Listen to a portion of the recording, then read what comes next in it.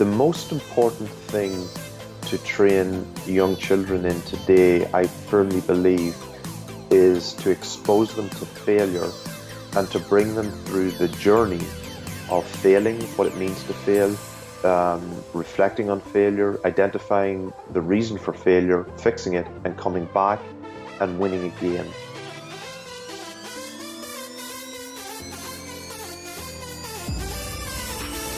Welcome to the Train with Xan podcast, where our goal is to help you look, feel, and perform like an athlete. In each episode, we're interviewing experts in training, nutrition, and sports performance who will help you separate fact from fiction in the fitness industry. Now, here's your host, a former professional athlete, certified personal trainer, and nutrition coach, Xan Barksdale.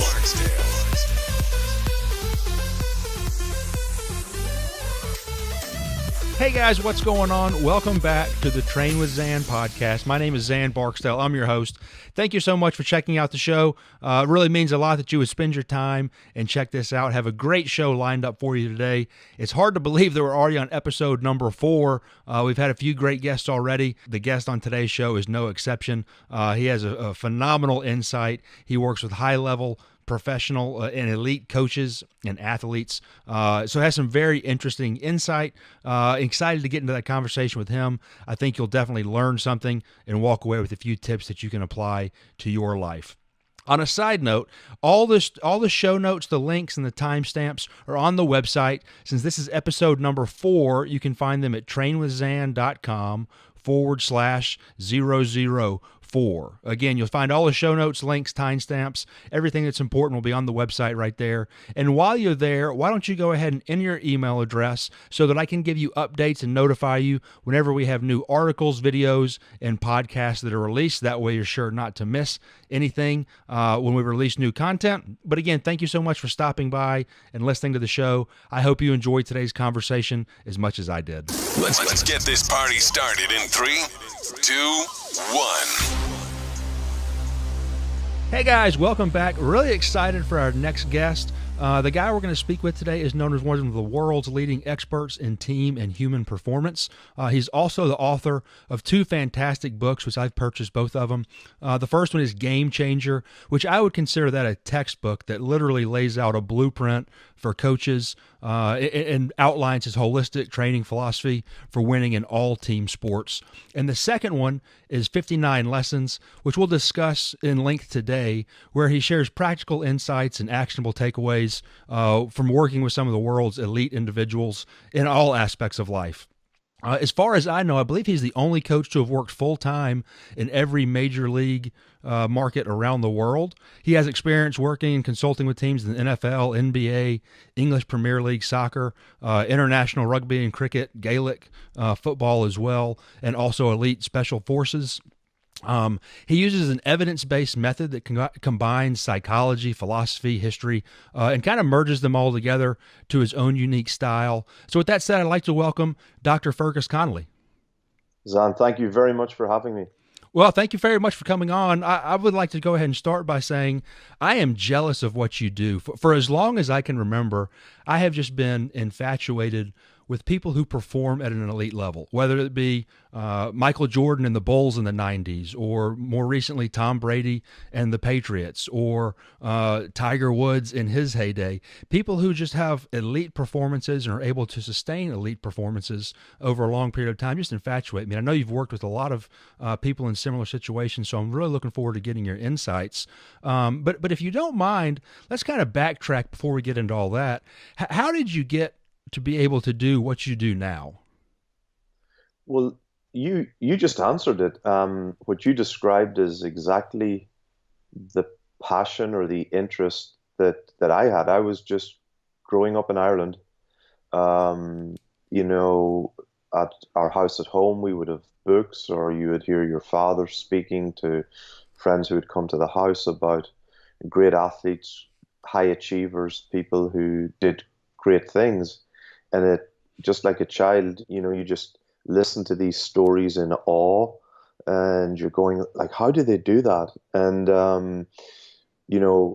my parents, met, lived, got married in the US. So we had a lot of friends who would, bring back or send me books about, about Michael Jordan. I didn't know who this guy was at all. And, as a kid, you're growing up and you start to stay up late to watch the Bulls. And, you can't help but be inspired by the Tiger Woods, the Michael Jordans, the Tom Bradys. Even going back to the Iversons and the Clyde Drexlers, and then the competitions between these great players, and just fascinated in trying to understand how great people, mostly in team sports, how they achieve that greatness. And that was, that just inspired a passion, I guess, in, first of all, trying to understand what they did. And then you used the phrase, how do they sustain it? And then trying to understand the why behind that. And, but in Ireland, most sport is amateur, and it's a really cultural thing. It's not really an industry in the same way as a lot of countries. So I never saw a career in sport. It was my passion. I followed my father's footsteps, became a teacher. But while I was at university, I found the sports section, the physiology section. So I would spend as much time there reading and studying and just fascinated to learn more and to understand. And I stayed on. I did a master's in manufacturing. I did a PhD in computer optimization. But that was just to be really honest with your listeners, is just to allow myself to stay on at university so I could keep reading, learning more. And also, I would use my vacation time then to just travel and visit coaches and just learn from them. And it's just a passion. It's just a hobby that I ended up eventually on one of my trips to a soccer club. They were making a change in staff, and they said, "Wow, you've got a lot of insight. You've got a lot of passion from just learning over the years. We've an opportunity here. Would you be interested?" And I don't know, it's almost 15, 20 years ago, I took a career break from teaching and started working as a sports scientist, strength and conditioning coach with a soccer club. And I've never gone back. And that's honestly it. There's no formula, and yeah, then just over the years, just followed my passion. And one of the things that somebody told me early on was, so I never really got pigeonholed into a sport, because I started to see the similarities, and I realized, okay, I'm early in this career and I can learn a lot from visiting different sports. So every opportunity I got, I tried to change sport purposely. A lot of people do it the opposite way. They try and specialize in a sport, just the same way as we specialize with kids very early. But I saw a lot of value in going from one sport to another, seeing the differences, seeing the similarities, and learning. It's very uncomfortable, but learning a lot from each of the different sports that I got the opportunity to work in. I think that's really interesting. I know I like to read a fair amount. I like to watch documentaries. I like to study, like we talked about, people who just, are excellent in any aspect of life, really. And I read a lot of business books. I read a lot of biographies. And it's funny how much you can learn from someone in one area and apply it to another area of life. So whether you're reading a business or a management book, how that applies to sport. And I think it's a really interesting comment you said, that you didn't pigeonhole yourself in one sport, but you can learn from a lot of different ones. And you visited different coaches and different teams and different sports, and you've kind of built a philosophy around that. So that's an interesting comment. Yeah, I think we, in society, we there is a lot of comfort when you stay in one space, because you obviously become better at it and you know it, and there's a comfort factor. But sometimes we forget or don't see or miss the value in going outside of our comfort zone. So yes, reading reading books in business and in history and in all areas outside of our particular field we can learn a lot. Now, you have to have like an awareness or an openness, or people refer to it as a growth mindset, perhaps.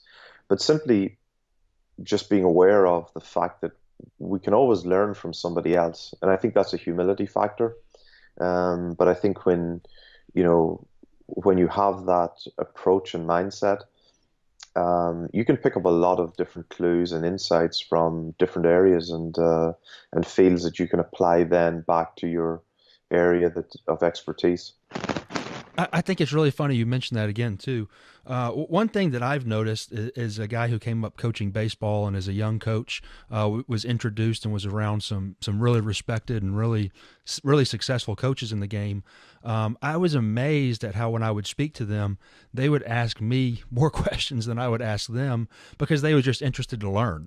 I was a young coach who didn't have a whole lot of success under his belt, so to speak. But here we are with these very acclaimed coaches, and they're asking young guys with an open mind, and they want to learn in any way they can. So I think that's one thing that's really important to be successful in any area of life, whether it be a team sport, individual sport, or a personal passion or hobby. It's just being open-minded and being willing to learn and having a growth mindset, like you spoke about.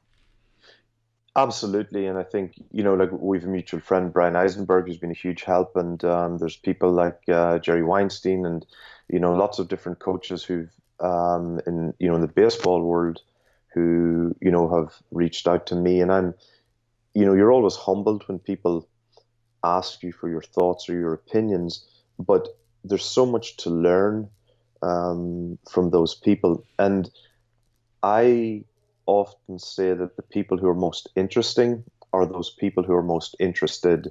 So when you sit down with someone who is interested in lots of different things, they're the ones that I find most fascinating, because they've got different perspectives, they see things differently, and I think one of the challenges in society, in education, and in coaching is that we look for a formula.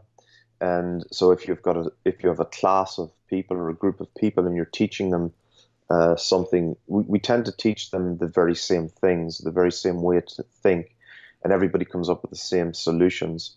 I'm more interested in the person who comes up with completely different ideas and really exciting ways to solve problems. And everything's changing all of the time. So the kids that we're dealing with now are, they have had a different exposure in terms of learning, social media, just social interaction than you and I did coming up. So we're dealing with different kids. We can't prepare them in the way that we were brought up, and in the same styles. So we have to be constantly looking for new ways to communicate with them, connect with them, understand the challenges they face. I'm 41 now. I didn't have exposure to Twitter growing up. I didn't have to deal with the challenges that many of these kids have, like with cyberbullying and whatever. And all of these kinds of things are a challenge for them. We need to understand it. We just can't be critical of them. We need to try and understand, the challenges that they face, and so that we can empathize, not sympathize, but empathize with them and help develop them and create. We're really coaching people first and then athletes second. And I know that's one of the things you mentioned in both your books, I believe, a number of times, which is a great segue to talk about your books. I'd like to briefly talk about Game Changer first, which, like I mentioned earlier before we got on air, I was telling you when I purchased the book and it came in the mail through Amazon, I was absolutely blown away how much information is in it. It is literally a textbook that covers every situation a coach might need to encounter at some point. It covers everything from the game, the player, the preparation, different coaching styles and philosophies. It's a book that I would go ahead and recommend to all the coaches out there listening to pick up. And I'll put a link in the show notes below so people can find it, but it's definitely on Amazon, and you can probably buy it on your website as well, which I'll also link to that. But would you mind go ahead and tell me, before we get to 59 lessons, just kind of give me your take on Game Changer. I've kind of told you briefly what I thought about it and how impressed I was, but how did that book come to be, and what was your purpose of writing the book? Well, thank you for the kind words, Dan. over coaching from, so I started in soccer. I coached in rugby and, college football, NFL, whatever, and all of the different sports.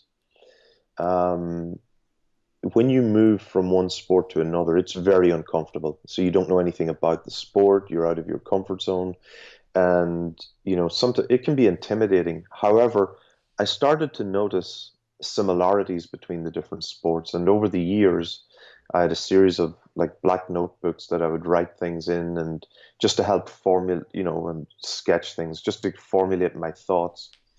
And I realized that the athlete doesn't change. We're still dealing with the same person. So psychologically, they all have the same fears and concerns. And then physically, they're all the same. It's like keys on a piano. Even within the sport, so take football as a very good example. Depending on the position, they all need to be strong. Just some need to be stronger. They all need to be fast. But there's just a different requirement. So it's keys on a piano. You need all of the qualities. If you don't have them, they're going to suffer. But some keys need to be played more, etc. So the preparation of the athlete physically is going to be the same. And then skill development has the same requirements, even though it's a different specific skill. How you teach it is always the same. Like the athlete needs to be exposed to the skill. There needs to be repetition. There needs to be a little bit of variability. So developing the skill was the same. And then tactically, things like positioning, awareness of positioning, how you interact with your teammates. So what I started to realize was that the development of the athlete in every single team sport was actually the exact same, and except for there were some specifics that were individual to the sport. And then the most important aspect was the health of the athlete. That was the underpinning thing. So when you go back to a Jordan, to a Brady, the athletes who could sustain long careers, they had a number of factors, but really at the core of it were they were all generally very healthy athletes. They looked after themselves. They looked after themselves well. Sure, they, from time to time, Michael Jordan will smoke a cigar, but he's generally a healthy athlete. So I, over the years, realized there were key principles behind the success of team sport players and within the teams. And I wanted to share those ideas in a book, but I wanted my way of thinking, because I hadn't come through the traditional coaching pathway or hadn't been a kinesiologist or a traditional strength coach. The way that I looked at things was very different to a lot of coaches. So I wanted to put all of these ideas and present it in a different way, not as a gospel. I don't want a cult following, or I'm not saying I'm the best or anything like that. I wanted to write a book that would make people think differently. That's my sole goal. I don't care if people, love it or don't like it. But if the only thing it does is make you think about your sport differently, that's going to make you a better coach. That was the goal of it, was to present team sport preparation in the way that I truly believe it should be. But even at that, if you don't agree, if it simply makes you think differently, then I've achieved my goal. I think that's a great attitude to take towards it. I will say, though, just from reading your book, and I've actually got it in front of me right now, I'm amazed how well versed you are in so many different areas. You talked about health. You go very deep into the nervous system, to the musculature, to the training, to the periodization of training. I mean, every topic is really covered in this.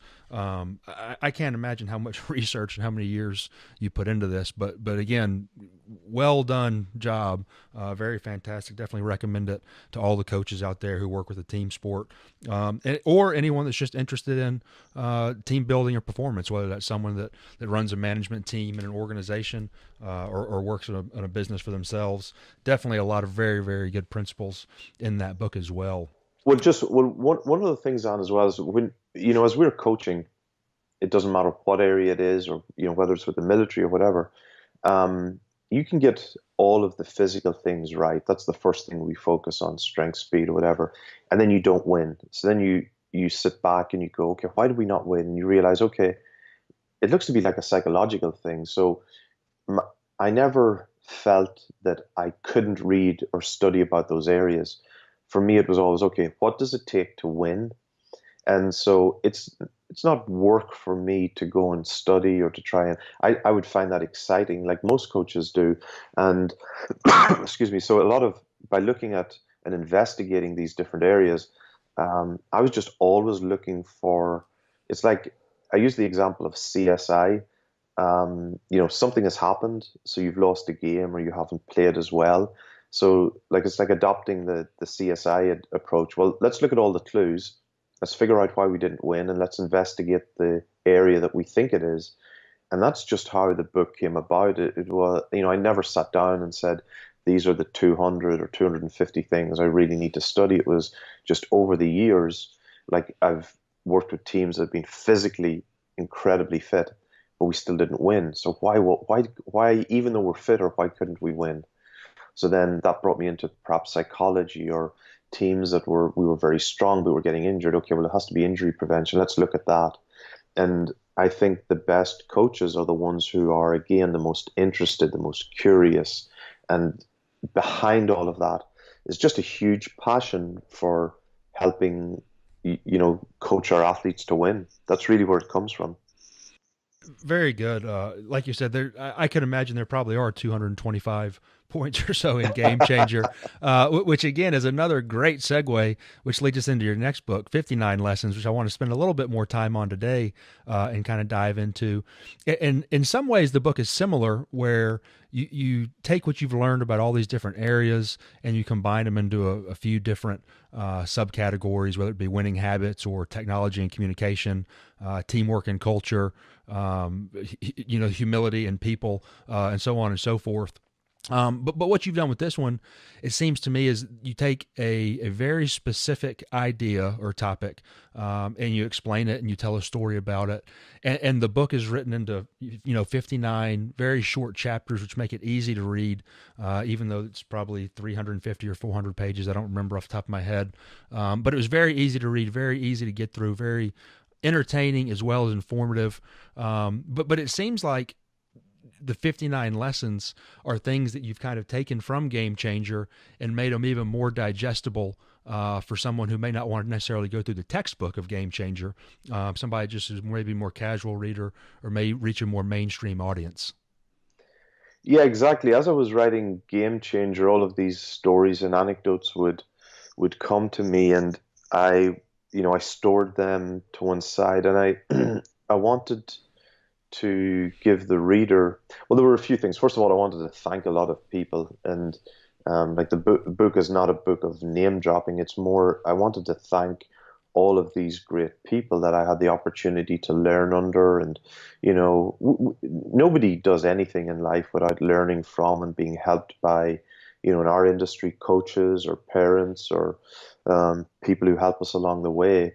So it was a way as well to thank them. Also, everything I've learned from somebody else. I'm not, I'm not a genius or anything.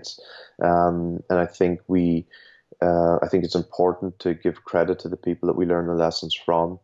And I wanted to present them, in an anecdotal, in a story way, so that I could also pass on some of the great lessons I learned from great people to the next generation coming through. And in coaching, there are a lot of myths. There are a lot of, I think, things that we forget. Like, humility is very important, I think, in sport to be able to maintain a long career. I think technology, as particularly in baseball at the minute, there's been an explosion in it. But, is it really having an impact, or how do we use it? Strength, speed, fitness sometimes is overemphasized. So the book really was a way to dispel a lot of myths that we have in coaching and in sport, and to do it in a practical, real world, evidence-based way to show, okay, I'm not just saying this, I'm not just making it up. Here's an example from my career that I've learned, and this is why I believe, this or that. And so that was the purpose behind it. And also to expose people to many different sports from around the world that you might not be exposed to if you're just a football coach or just a basketball coach. And it was interesting when I wrote Game Changer. As you know, I've never referenced baseball actually in the book because this one sport I've never coached in. But the number of baseball coaches who reached out to me just blew me away, and coaches who had read it, and I was very, very impressed by the hunger and interest in baseball coaches as a whole to get better. That surprised me, just as a community. There are a lot of baseball coaches out there who really like to take in information. And earlier you mentioned a mutual friend of ours, Jerry Weinstein. He speaks at my conference every year. And every year I ask the same group of speakers, hey, what book can you recommend this year? And I think last year he was in the middle of reading your book, or maybe he had just finished it, and he just kept going on and on about it. And I believe every time I saw him tweet for about 2 or 3 weeks, it was a picture or a quote from your book. So he's a great example of one of those guys. But I know there's a lot of other guys as well. So it's nice. But this is a guy who, respectfully, like, he's a mature coach. This isn't a young coach. This is a guy who has learned and forgotten more than both of us together, and he's still passionate about learning, and he's still humble enough to refer to other people, perhaps, or things that he's picked up. That's inspiring. I think it's a great example for coaches, that you can always keep learning. It's great to see coaches like that. Well, yeah, he's definitely a great example of that. He's always trying to continue his learning, continue his education, and also sharing what he's learned with the masses, which is really nice to see. So with that said, we've kind of talked about both your books a little bit. Like I mentioned earlier, there are a number of lessons that really just hit a chord with me. Obviously, I thought all of them were very good. They're all practical and applicable that people can gain benefit from. But there were 8 or 9, and I'd like to discuss a few of those with you first and kind of just get your thoughts and maybe have you expand on them. The first one I'd kind of like to talk about is you say you can't be half pregnant. And again, I love the way you word it, but what you mean is you say part-time training gets part-time results. And I feel like in today's society, whether it be sports or people, trying to start an entrepreneurial venture, whatever it is, there's a lot of people who don't necessarily go all in. Maybe they think they're going all in, but they're not really doing what it's taken in their, half pregnant, so to speak. But I'd love for you just to kind of expand on that. No, exactly. I think that you have to be committed to the process. Now, there's always a balance. That doesn't mean that you become obsessed 24/7 about it, because there's a danger there too. But when you're there, when you're present and you're training, you need to be fully committed to it. And it's very important. It's not a throwaway phrase. It means that if you're not fully invested, particularly as a player, as an athlete, you're not picking up all of the information that's available to you in that moment. You need to commit fully so that you can learn as much as possible. And this is why kids, when they're playing the sport at a very young age and they're just playing with their friends and they're completely immersed in it, and they believe, that they're at the Garden, they're playing for the Celtics or whatever it might be. They create this artificial atmosphere, and they're learning so much about the game, or they're talking to each other, or they're putting themselves under pressure. That's actually making them better players. And as you get older and older, you have to, particularly in practice, you need to be fully committed. You need to absorb the pressure, even if it's just in practice. Because on game day, when real pressure comes on you, then you're prepared to some degree. So you have to be fully committed to practice. Now, also, when you're off, you need to be fully committed to that, to rest and recover and take time off, so that the next time you turn up again, you can be fully committed to that. And like you said as well, some people think they are, but they're not fully committed, or they're not fully invested, and they're not getting full value from it. So there's a little bit of honesty that's needed. With players and with coaches. Am I fully committed here, because I'm not going to get a result if I'm not fully committed to the process. I think one of the things for me that you just mentioned, and I think the hardest aspect of that for me personally, is being committed to being fully off. For me, it's hard to turn the off switch on. So to, it's hard to flip the switch to off, I guess, sometimes. I know for people who are ultra competitive, a lot of the athletes I've worked with and continue to work with now, and I'm sure you have a number of examples where people are so almost obsessed, maybe is the right word, that they have a hard time taking a rest day, or they have a hard time being away from the field or being away from the gym. But I think once you kind of embrace that and understand that, sometimes taking a step back and committing to your recovery and committing to your rest is going to be better for you in the long run, or even the short run, than going 100 miles an hour all the time in the same direction. I'm so glad you brought that up, because it's so true, and I've seen it in so many different sports. And it's interesting, again, when I was working, with some soccer players or some rugby players before, I would look at some of the best players, and it would confuse me, because these are guys who are far more talented than I would ever have been. But when they were off, they were completely relaxed and they were having a good time. Now, here's me with lesser talent who never made it, and I'm wondering, these guys aren't fully committed. They're laughing and joking around, when they're not at practice. And I'm going, if this was me, I'd be out doing extra. But at that point in my career, I hadn't appreciated the value and the benefit of being fully off.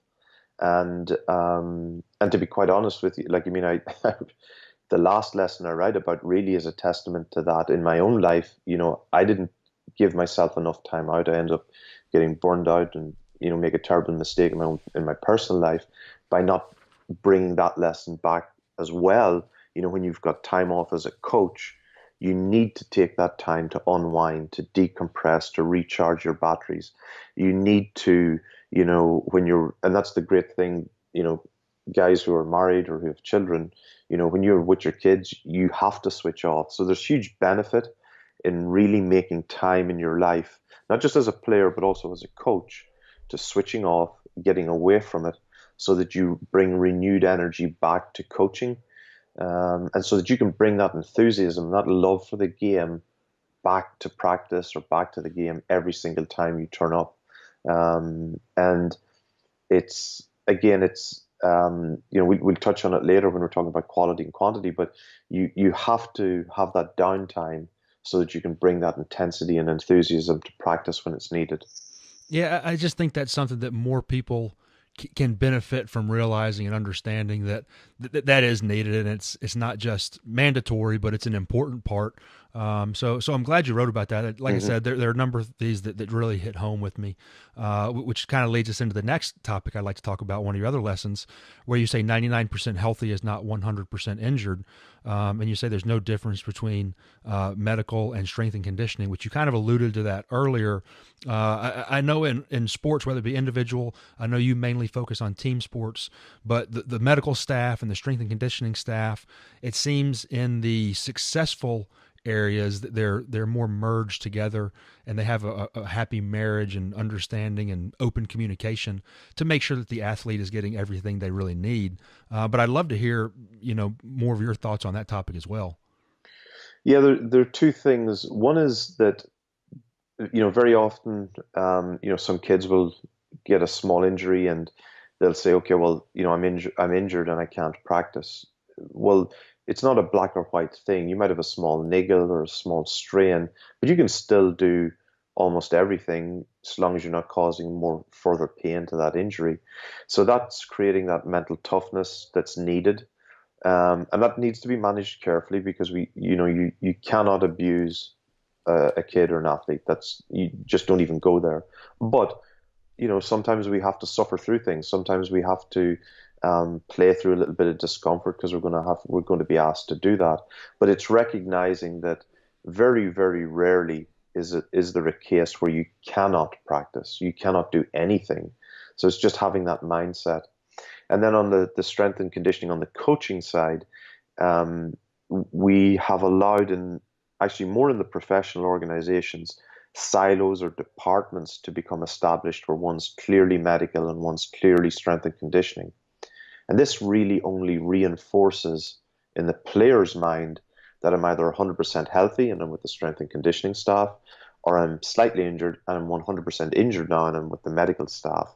Really, and I've consulted for a number of teams, I would get rid of medical and strength and conditioning, and I would just create a performance department in which both are working together very, very closely, so that there isn't a gap between both of those, and the player, we're optimizing the player, we're preventing injuries more, we're not allowing them to develop, we're spotting them sooner. And the return to play, when somebody strains a hamstring, for example, that time from a niggle or a strain to getting back to full health becomes shorter and shorter. And that really just comes down to simple things like ego, communication, and just a unified commitment to a greater vision.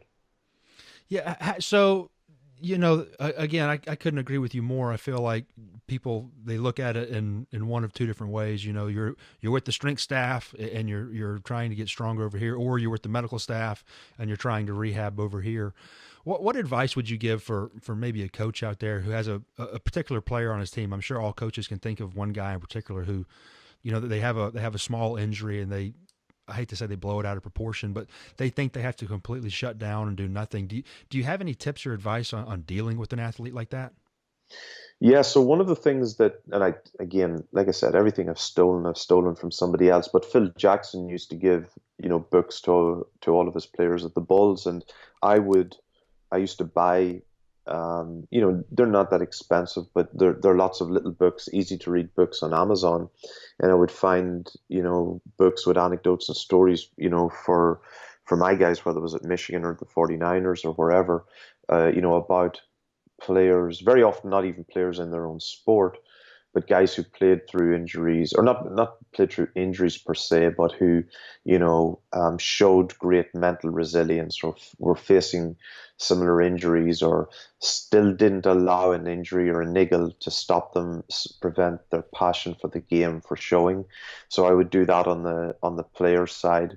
And the other thing too is I learned early on that athletes are,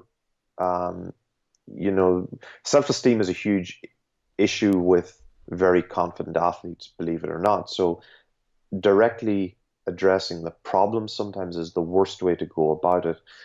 But by reinforcing the behavior in somebody else who's practicing with a bit of a niggle and praising them and encouraging them, you're actually sending a message to the other athlete without actually criticizing him. So those are the two ways that I've done that, is give examples of, tell stories, or give books, or send articles where guys have toughed through things and shown good resilience.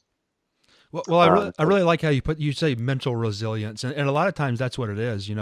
Yes, there is a physical limitation, but a lot more so it's the restrictions they put on themselves in their mind of I just can't do this or I can't do that, and I feel like that's where the biggest problem comes from. Yeah. So another really important aspect to this, very, very closely related to this, is that the most important thing to train young children in today, I firmly believe, is to expose them to failure and to bring them through the journey of failing, what it means to fail, reflecting on failure, identifying the reason for failure, fixing it, and coming back and winning again, and bringing them through that process. So very often young children now who are spotted early on as being a great talent are very successful. They come through a journey. It's not an easy journey per se, but it's a journey where they've been reinforced and told that they're very good and they've been successful. Then when they get their first injury, or maybe they go to college, go to university, and now they're starting at the bottom again, or they're maybe not being picked straight away, all of a sudden this is an exposure to failure, or an exposure to difficulty. They don't know how to deal with it because it's been a long time, or they've not had to deal with it frequently before that. And, a good friend of mine who was a trainer in one of the special operations sniper groups, he would expose his guys repeatedly to failure or put them in situations where they couldn't win in order to expose them to that process of understanding how to understand failure, how to overcome it, how to manage their emotions, and developing that resilience. Resilience, imagine it as, you can drop a vase or a piece of, a plate on the ground, and it's just going to break and shatter and it never recovers. Resilience is like dropping something that's plastic or like a bouncy ball. It'll fall, but it's going to come back up. And we need to teach that contact on the ground, like to create that resilience in our young kids, and also to explain to them that failure is not a bad thing once you learn from it. So it's, you don't win or lose, you win or learn. And that reinforcing that whole process in kids and watching out for it, failure is and for coaches as well, failure can be a really, really good thing sometimes for some teams, because it really highlights for them the areas that they need to work on. If you choose to look at it as such, and it doesn't matter whether it's in your personal life or whether it's in coaching or whether it's as an athlete, it's seeing a loss or failure as actually opportunity to get better and to build resilience. And you don't go looking for it, but it's reinforcing to kids that, look, listen, you've got an injury. Okay, we're going to get this better and we're going to work hard. But there's also, because you've got a little bit more downtime, what we're going to do is, what I want you, for example, with some kids, I would say, who's your favorite player, or who's the person you look up to the most? Okay, so this injury is going to take 3 weeks, and we're going to lose maybe 30 minutes of practice, twice a week over the next 3 or 4 weeks. What I want you to do is, I want you to take those 30 minutes, go on the internet or buy books. I want you to study, and at the end of this, I want you to give me a presentation on whoever it might be, whether it was A-Rod or Jeter or whoever you're the superstar that you looked up to. I want you to give me a presentation on him, but I want you to tell me why he was good. And if you can get a player who played the same position, even better. And I want you to give me as much information, and I want you to use this injury as an opportunity to study the best in your field, and that's going to make you better. I think that's a great idea. I think more coaches can utilize methods like that. While guys maybe can't be on the practice field or out of competition, where they can learn from their heroes and the guys who do things really, really well. So, man, great point. I'm glad you brought that up and spoke about that. Another thing that really ties right into that, which is one of the other lessons that I'd like to speak on, is you say you only compete against yourself. Self-competition is critical, and you should not worry about your opponent.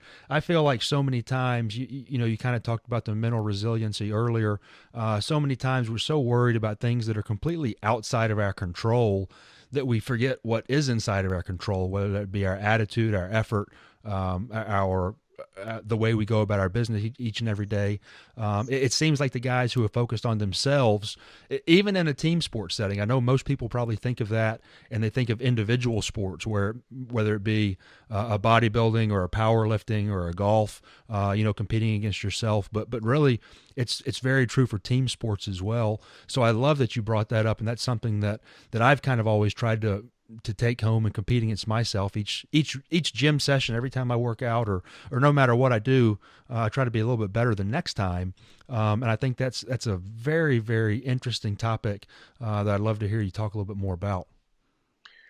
Yeah, so this lesson came about from a number of different sources. Like, I mean, even just in my personal life, or just me myself personally, when I would fail, whether it was either coaching or in meetings or whatever, I would notice that I wasn't living up to my standards, or I wasn't doing it. But I also noticed against great teams that, so whether it was the All Blacks, the New Zealand rugby team, when they would play, for example, against teams, now bear in mind,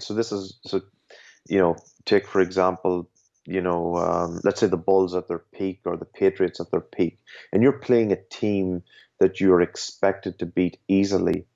that's sometimes the most difficult um, game you're going to play, because there isn't a challenge there, and you thrive on pressure. So these great teams, what they did was, um, they would their only competitor was their best version of themselves.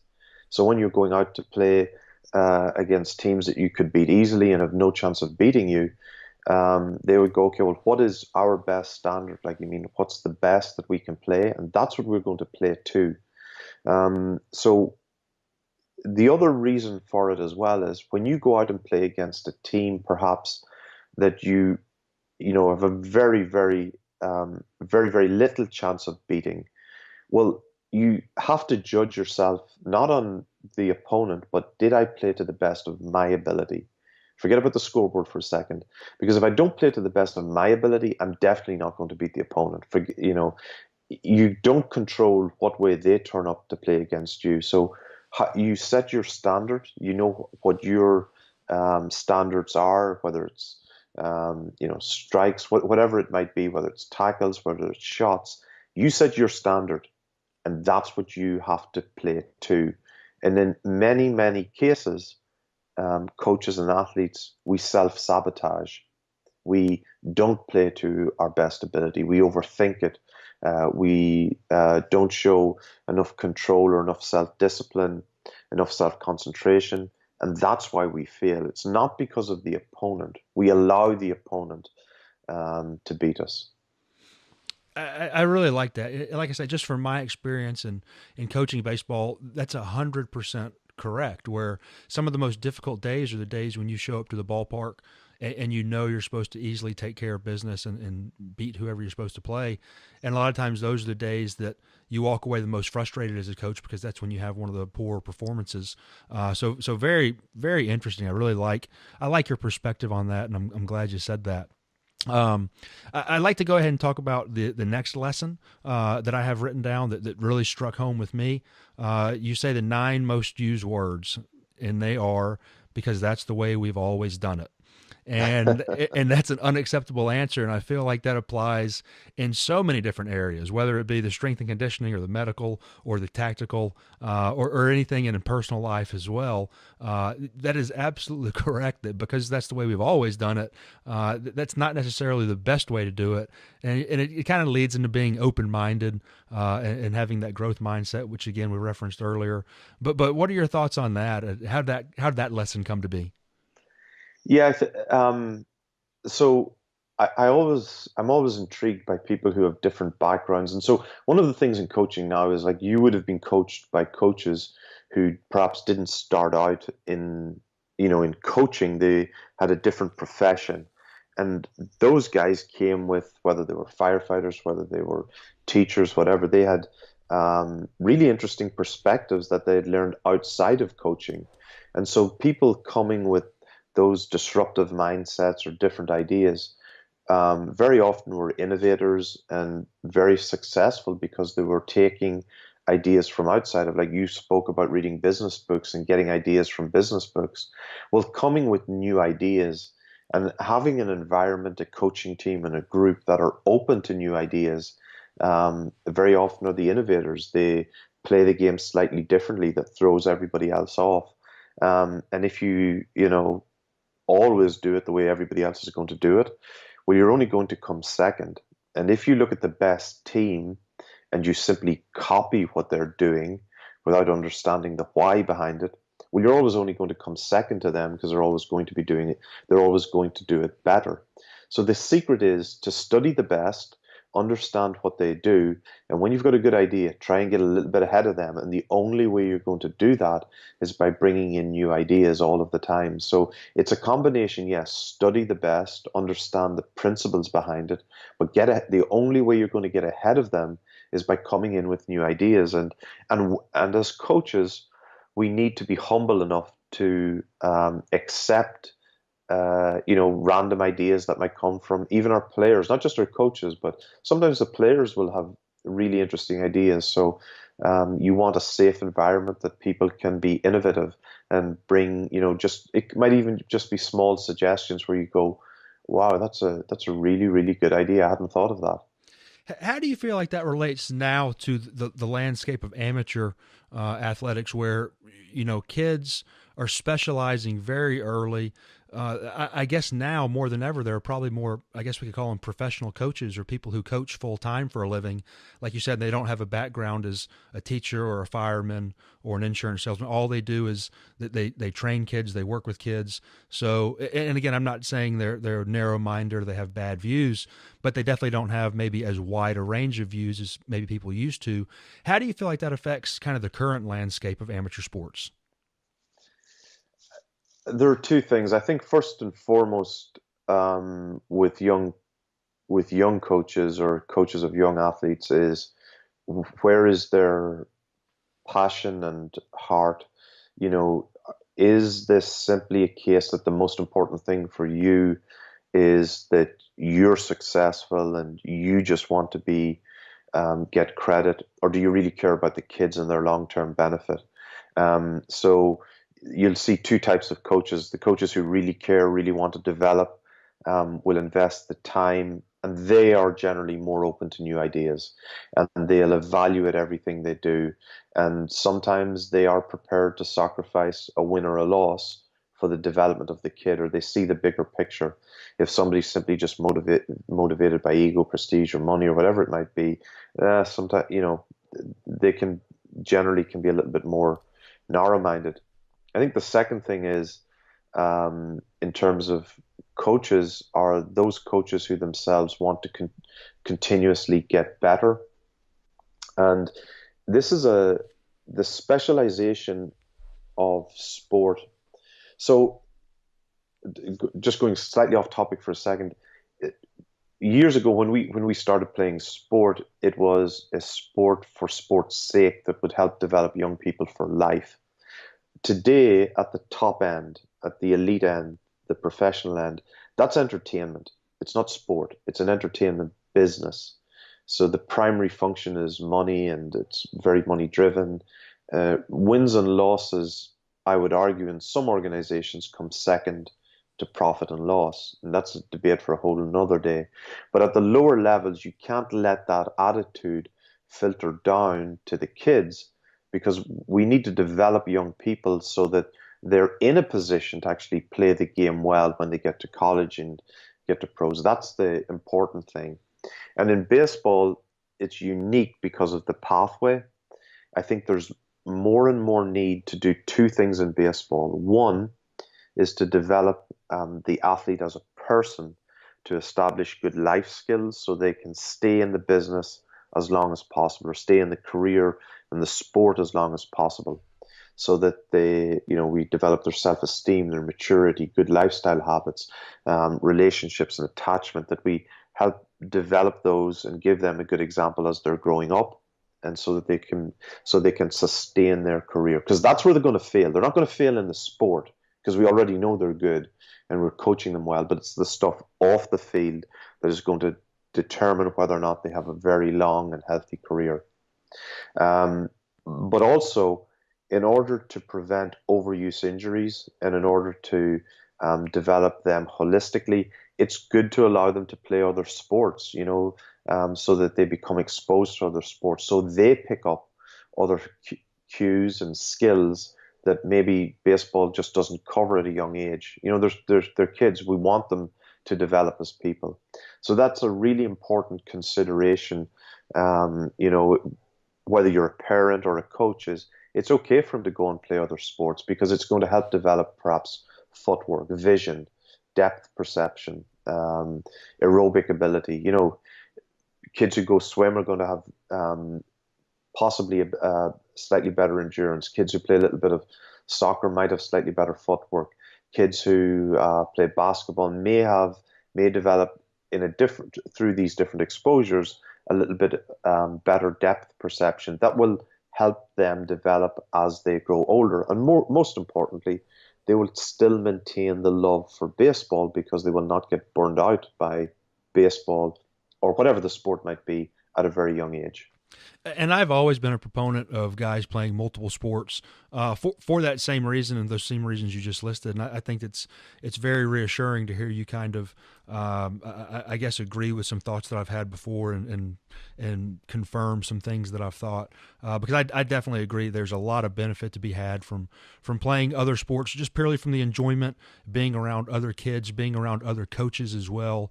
And Yes, yeah, yeah. and yeah, you definitely learn, physical skills that are different, whether it be, like you said, endurance from swimming or footwork and agility from soccer or whatnot. But I think a big aspect of it is just exposing yourself to different coaching styles, different people, and different team settings. Yeah, well, so when you were growing up, you must have played other sports as well. Yeah, absolutely. I played pretty much everything growing up: baseball, basketball, football, track. The track, of course, yeah, great. And also you actually said it there yourself as well. That being exposed to different coaching styles helps the athlete learn in different ways. Because if you've only got one coach in one sport, that's just one teaching style. We always talk about our coaching styles, but the kids are getting exposed to different learning styles as well, which is very helpful. Yeah. Very, very good. Very interesting. I'm glad to hear you say that because I feel like there's a lot of I hate to say bad information about amateur sports, but there's a lot of things that I feel like could be changed for the better in the amateur landscape right now. So definitely interesting perspective. And that again, I keep using that as a segue into one of the other lessons because there are a number that I want to talk about today. But we talk about quality always defeats quantity is one of the lessons you put in 59 lessons. And you said the quality of effort and action is infinitely more important than the quantity or volume of actions. And I believe that's really ties into kind of what we just spoke about. Yeah, you have to, I always say, more isn't better, better is better. You can spend as many hours as you want out there on the field, but it's really to do with the quality of. And one of the things particularly important for baseball, because it's such a high skill sport, is understanding that one quality repetition is very, very important. But three bad ones has an equally negative effect. And so we're always looking for the one good one, but what about the three or four bad ones? So there comes a point where if you think the quality is suffering, shut it down, get out and go do something else. Yeah, really good point. I think there's a lot to be said for that. One example I can think of is, you say an ounce of bad is sometimes equal to a pound of good, and that's where just because you're out there and you think you're putting in the work, and like we talked about earlier, trying to find the right balance between being on and being off, and taking rest time and being on when you're on the field. I think that kind of ties in together with that. So I definitely agree with that. Again, I don't want to rush through, but there's a couple more I want to get to, and I know your time's important. I'm not sure how much time you have with us right now, but one of the other things we spoke about, or you spoke about in your book, is you said never make a reason an excuse, and that was one of those phrases that as you just read it, you think, oh man, there's so many times that either myself or somebody I know, you catch yourself doing that, and you never want to do that. And you say you want to identify the difference between causes and excuses, which I think is sometimes it's hard to catch yourself doing, but it's very, very valuable. And as a coach, that's one of the jobs we have, is to help players identify that. Yeah. So there are reasons and there are causes for things, and it's important to reflect on them and see what they are, but don't make it an excuse. Don't give people an easy out, so that they, say, well, that happened and that's why it didn't. Okay, well, that's a reason, but let's not use it as an excuse. The weather might be bad, but it's bad for both teams. So it's just making sure that you don't talk yourself out of winning, and not allowing people, like I say, make excuses and complain and moan, because you're never going to be successful. You're never going to overcome if you adopt that attitude. Yeah, really, very, very, very true in so many different levels. So I'm glad you glad you wrote about that and expand on that. And again, just one more time, I want to recommend your book to people. Like I say, we're going over a number of these lessons, and these are just the ones that kind of hit home with me. But there are obviously 59 lessons that people can read about in many, many different areas, many different topics. So I want to encourage people to check your book out again as we move along to some of the other ones. And that moves us right along to keep the main thing the main thing. You say you can't take your eye off the main prize and what's really important. And I feel like that's, it kind of ties in with some of the other lessons you've written about in your book. But so often, earlier we mentioned social media, and whether it be likes on social media or just the appearance or trying to keep up with the Joneses next door, trying to keep the main thing is something that a lot of people struggle with so many different distractions in today's world. Yeah, so you can have, like you said, on social media and getting likes and followers or whatever, but at the end of the day, it's can you play the game, and can you play the game well? I think as coaches, I think it's very important. It's our job to be aware of all of the things that are happening, but we need to ensure that the players are just focusing on the main thing that's important to them, and that's the difference. So it's our job to limit the distractions, to make sure that the player can focus on what's important, and we don't let them get distracted by the things. So we need to be aware of it, but we can't let them get carried away with or get distracted by some of the other things that are going on. And that's what I mean by keeping the main thing, because it's the result is all that's going to matter at the end of the day. Sure.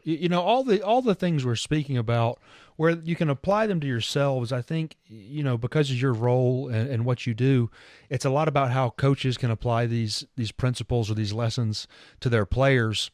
And I want to go ahead and skip to the last note that I have written down, where really, for us to be able to give the most to our players, we have to take care of ourselves first. And Mm-hmm. your last lesson, or one of the last lessons, was we won't really know for 20 years. And we have to understand the need to look after yourself before you can help others. And like I said, you've given a lot of phenomenal tips today about how coaches can help improve a team setting or help individual players get through an injury or just have personal development.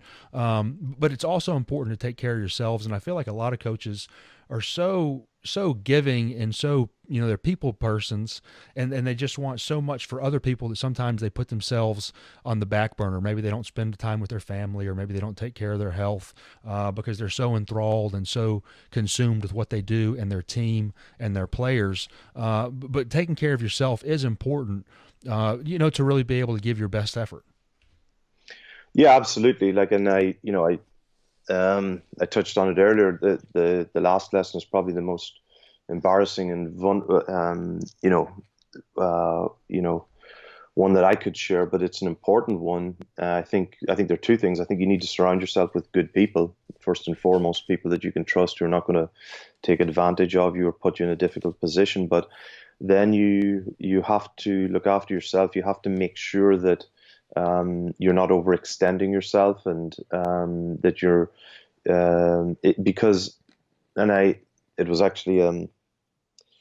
it was a SEAL who I'd worked with, called me shortly after, I got in trouble and burned out and got a DUI. And, he said to me, the next time, you're flying on a plane, and when they're giving the safety instructions, he said, take out your earphones and listen to it.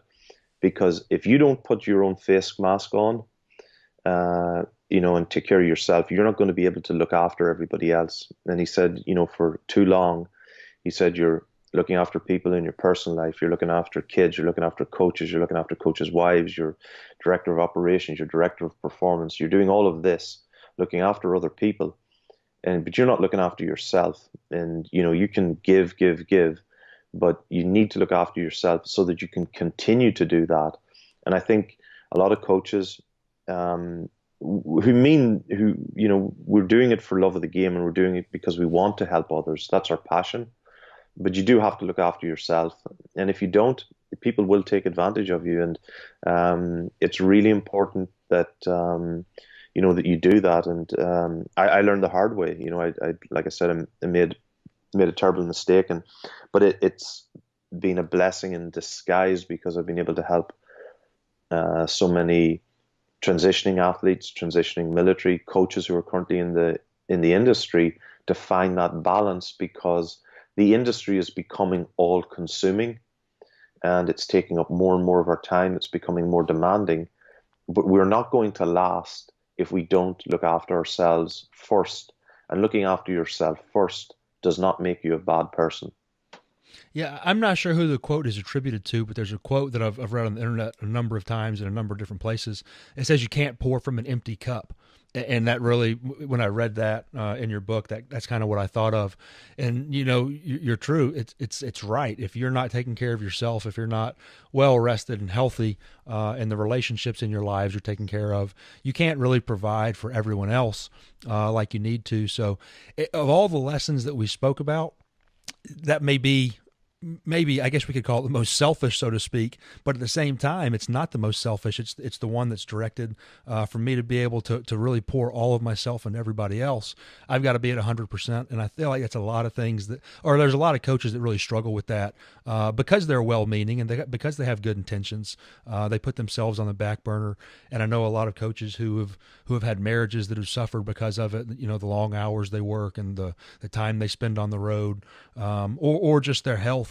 From not making the decisions that need to be made, or they probably know they need to be made because they're spending so much time and energy focusing on everyone else around them that they just don't put the focus on themselves. But Fergus, that was a phenomenal conversation. Honestly, I just enjoyed speaking to you. I really enjoy what you do. I've enjoyed following you online for the past couple of years. I'm glad I've got both your books. I do want to plug those again. I know guys can probably buy them on your website or on Amazon. I will link them below in the show notes. But will you go ahead and tell us where people can find you and what you have going on recently or what you have coming up? Sure. So Twitter on Fergus_Connolly at hotmail. Fergus_Connolly or fergusconnolly.com. And I've just finished another book actually, which is on that last point. It's about it's really a happiness handbook for high achievers, because I was working 16-hour days, 7 days a week, and I was able to do it because I'm single, I don't have kids. But after my experience, the number of coaches who called me and shared their stories, it is an epidemic, and it's an epidemic it's a silent epidemic that people don't want to talk about. And basically it was, stories like I had, special forces guys, CEOs, NFL players, NBA coaches call me, NFL coaches call me and share with me stories and trauma that they had gone through that nobody knows about. Mine was just public, but to your point, marriages, kids suffer, and it is an epidemic that we should speak about more and should be more open about. And that's something that I'm passionate about, is helping high achievers find that balance and look after themselves. So when I get that out, I'll give you a call, and would love to share those stories and lessons again for the next generation of coaches coming through. Well, as soon as I see you put it out on Twitter, I will pre-order on Amazon, and then we'll schedule another call to get you back on. Can you say the title yet? Do you know what it's called? Is that I haven't got I have a title in mind, but I'm going to keep it. Okay. I'm going to keep it to myself. No problem. I completely understand. Well, again, Fergus, definitely appreciate having you on here. Appreciate you taking the time. I know you're busy. You're working with a lot of teams. You also do consulting and speaking engagements as well for corporations or other entities. If somebody that wanted to reach out to you, what would be the best way to get in contact with you? Yeah, get to my website, fergusconnolly.com, and look forward to speaking with people. Great. Well, once again, thanks again, Fergus. Definitely appreciate having you on. Very, very valuable lessons you shared today. I hope everybody that's listening to this has already added both your books to their Amazon cart and they pick them up soon. But wanted to say thank you one more time, and I look forward to hopefully having you on again soon and talking when the next book comes out. Thank you very much for having me. Thanks for listening to the Train with Xan podcast, where our goal is to help you look, feel, and perform like an athlete. Be sure to subscribe wherever you're listening and follow Xan on Instagram, Twitter, and YouTube. The training doesn't have to stop here. For today's show notes and more information about training, nutrition, and fitness, head on over to trainwithxan.com and join the team.